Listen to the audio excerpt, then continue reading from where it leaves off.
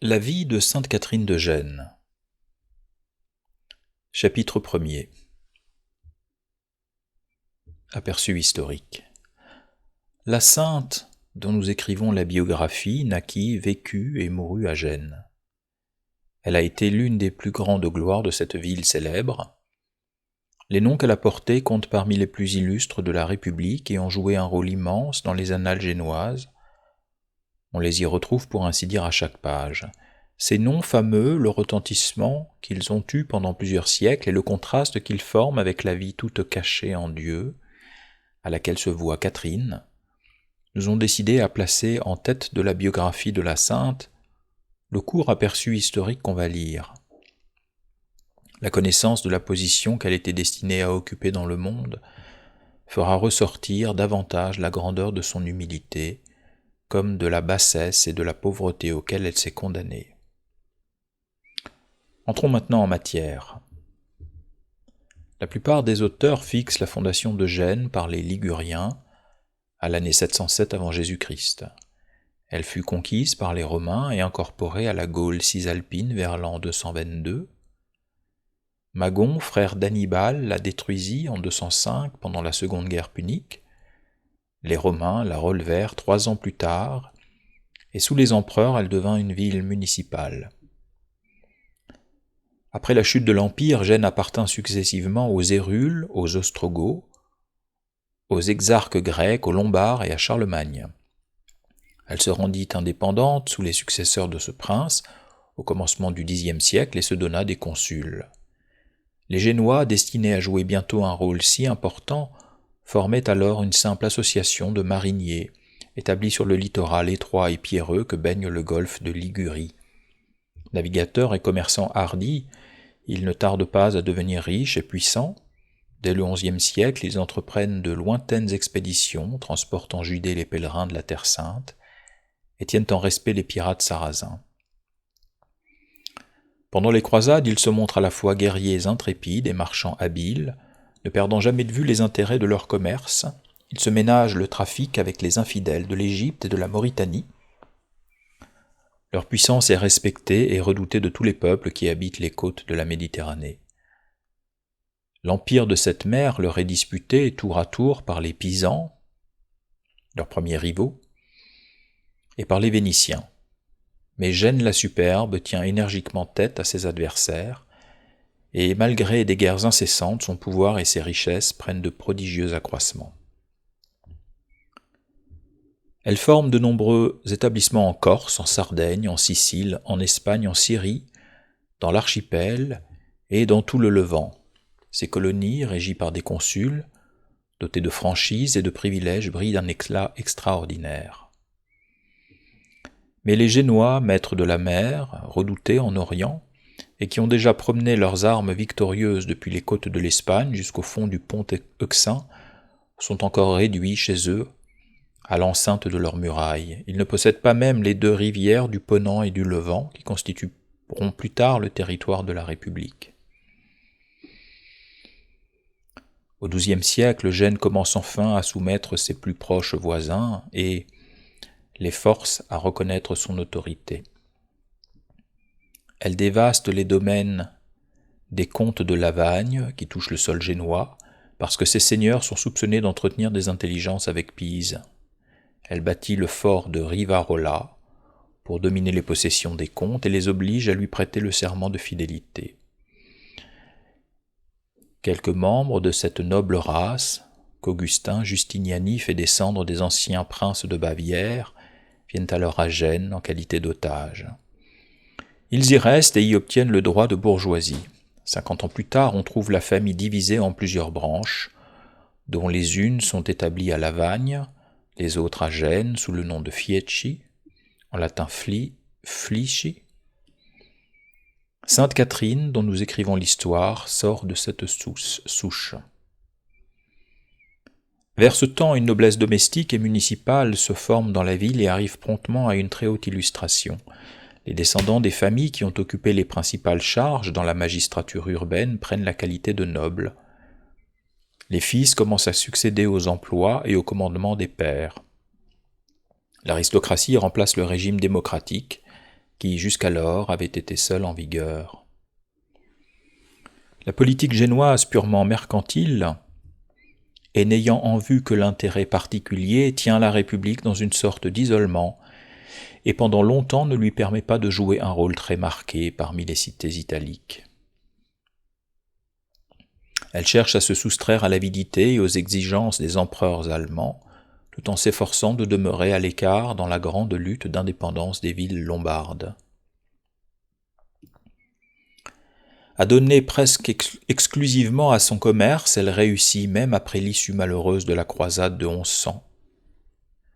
1189 ou 1489, 1189 probablement, et lorsque le royaume de Jérusalem n'existe plus que de nom, a continué son trafic avec les villes de la Syrie soumises à Saladin.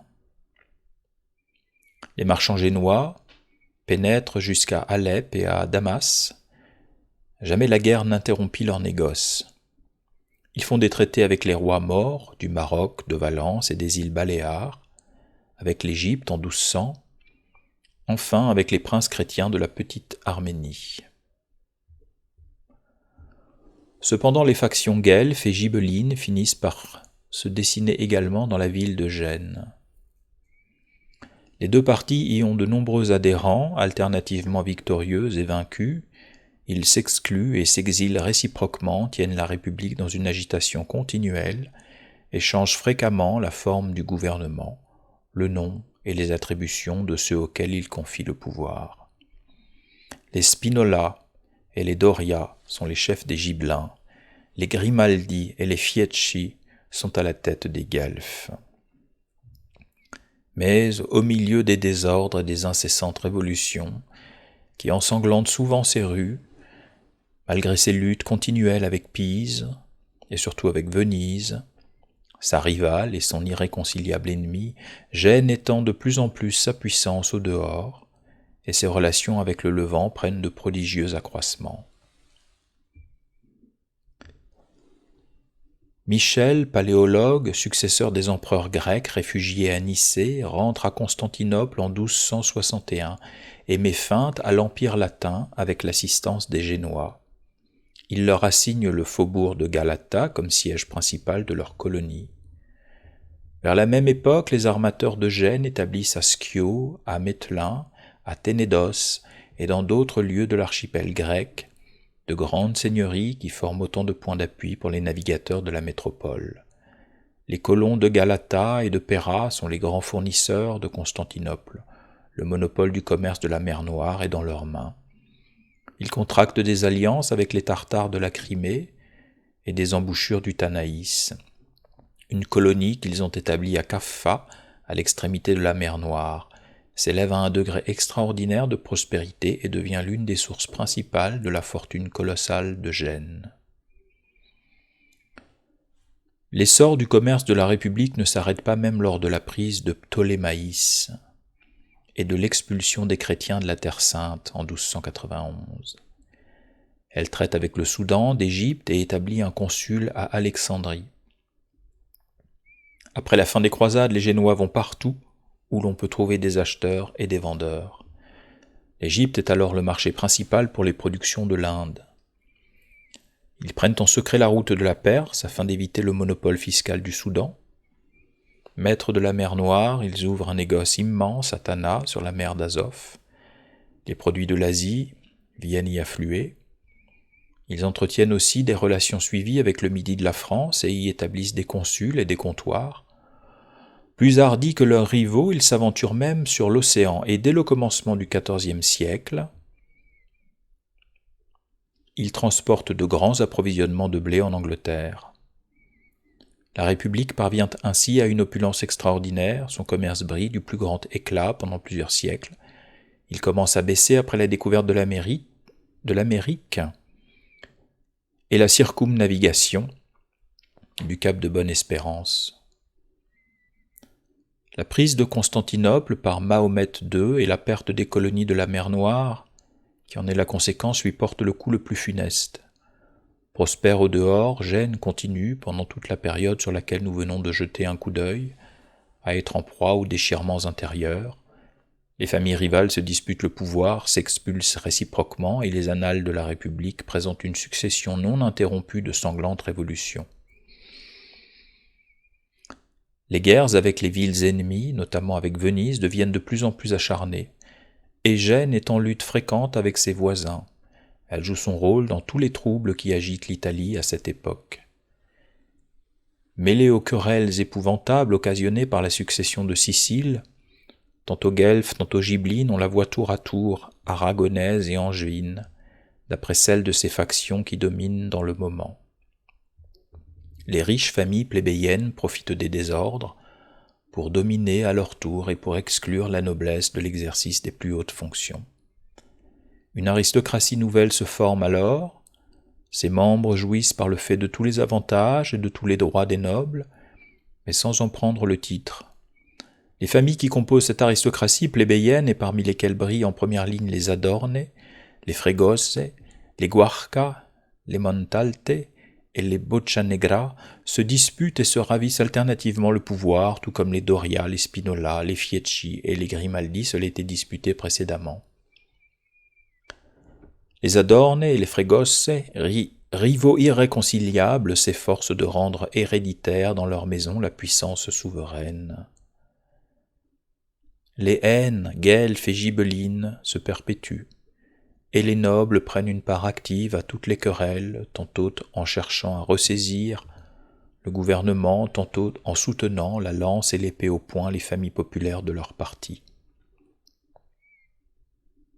Sainte Catherine Fiescha entra par son mariage dans celle des Adorne. Cependant, les classes inférieures, les artisans et la populace veulent, à leur tour, enlever à l'aristocratie nouvelle le pouvoir que celle-ci a enlevé à la noblesse. Une anarchie épouvantable s'ensuit. Les Génois espèrent se procurer le repos et la sécurité en se plaçant sous la seigneurie d'un prince étranger.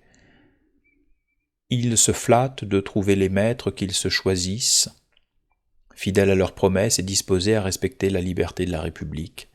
Ils se donnent successivement à l'empereur Henri VII de Luxembourg, à Robert, roi de Naples, à l'archevêque Visconti, duc de Milan, à Charles VII de France et au marquis de Montferrat.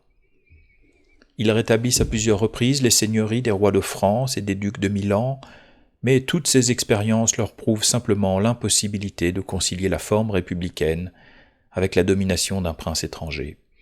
Chaque seigneurie nouvelle a pour prompte conséquence une nouvelle révolution et de nouveaux conflits. Ce fut bien plus tard seulement que la République, fatiguée de désordre, puissante encore, quoique déchue de son antique splendeur, humiliée par Venise après des luttes séculaires, et dépouillée de ses plus riches colonies, arriva enfin à un gouvernement régulier par la fusion générale de tous les partis. La Sainte, dont nous écrivons l'histoire, naquit vers le milieu du XVe siècle dans un temps fécond en malheurs, peu d'années avant la prise de Constantinople, qui devait porter un coup mortel au commerce de Gênes dans le Levant.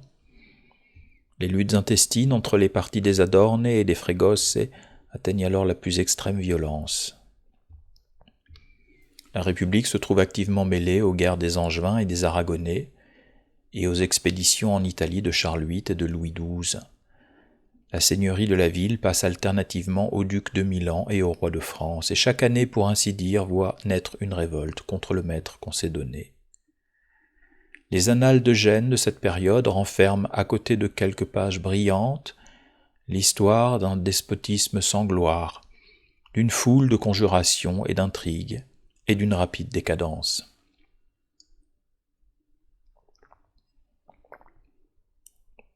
C'est également pendant la vie de Catherine que Christophe Colomb, sujet de la République à laquelle il avait vainement offert ses services, dote la couronne d'Espagne d'un nouveau monde, dont la découverte eut bientôt de si fatales conséquences pour sa patrie.